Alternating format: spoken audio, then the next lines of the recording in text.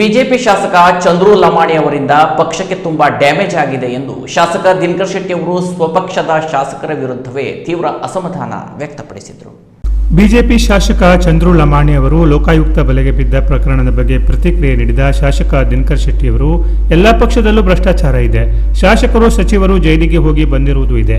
BJP ಶಾಸಕ ಚಂದ್ರು ಲಮಾಣಿ ಅವರು ಮಾಡಿದ್ದು ಅಕ್ಷಮ್ಯ ತಪ್ಪು. ಇದರಿಂದ ಪಕ್ಷಕ್ಕೆ ದೊಡ್ಡ ಡ್ಯಾಮೇಜ್ ಆಗಿದೆ.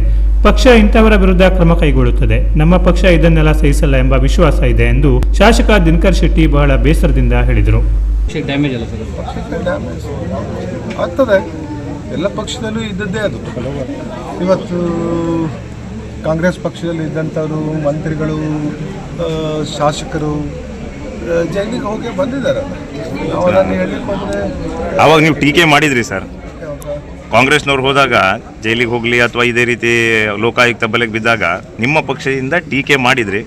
ಆದರೆ ಈಗ ಅದೇ ವಿರುದ್ಧ ಆಗಿದೆ, ನಿಮ್ಮಲ್ಲಾಗಿದೆ.